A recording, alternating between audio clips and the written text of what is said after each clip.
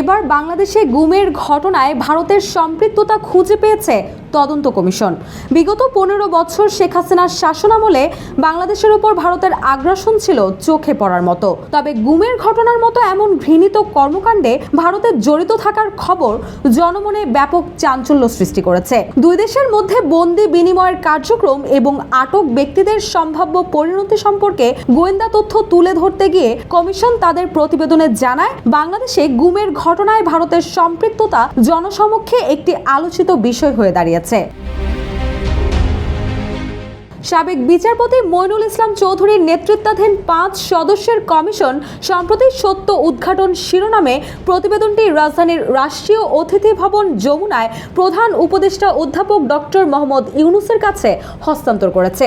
Commission জানিয়েছে, আইন শৃঙ্খলা রক্ষাকারী বাহিনীর মধ্যে এ বিষয়ে একটি জোরালো ইঙ্গিত রয়েছে যে কিছু বন্দী এখনো ভারতের জেলে থাকতে পারে। Double million offer Walton fridge কিনে পেতে পারেন 20 লক্ষ টাকা, রয়েছে কোটি কোটি টাকার নিশ্চিত উপহার। কমিশন জানায়, আমরা পররাষ্ট্র ও স্বরাষ্ট্র মন্ত্রণালয়কে অনুরোধ করছি যেন তারা ভারতে এখনো বন্দী অবস্থায় থাকতে পারে এমন যে কোনো বাংলাদেশি নাগরিককে খুঁজে বের করতে সাধ্যমতো চেষ্টা করে।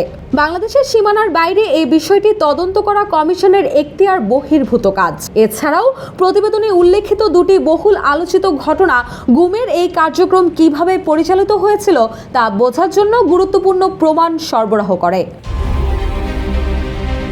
ঘটনা দুটির একটি হলো বাংলাদেশ সুপ্রিম কোর্ট প্রাঙ্গণ থেকে অপহৃত ভারতীয় কারাগারে উপস্থিত হওয়া সুখরঞ্জন বালির ঘটনা এবং অপরটি হলো বিএনপি নেতা সালাউদ্দিন আহমেদের ঘটনা। এসব ঘটনার পাশাপাশি হুম্মাম কাদের চৌধুরী জানান, তার কারাগারের বাইরে হিন্দি ভাষায় কথা বলতে শোনা যেত, যেখানে বলা হচ্ছিল ওকে কখন ধরা হয়েছে, কোনো তথ্য দিয়েছে কি, এখনো কি জিজ্ঞাসাবাদ হয়েছে ইত্যাদি। এদিকে কমিশন আরও জানায়, বিএনপি নেতা সালাউদ্দিন আহমেদের ঘটনা বাংলাদেশ ভারত বন্দি বিনিময় ব্যবস্থার কিছু কার্যপ্রণালীকে উদাহরণ হিসেবে তুলে ধরে।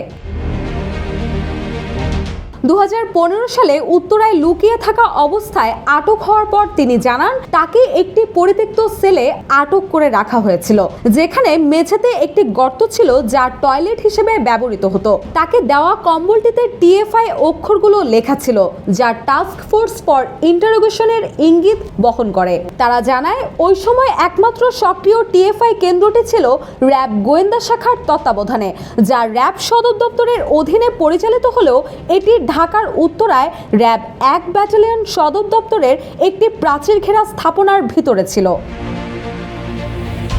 রুশা সুর, জয় জয় দিন।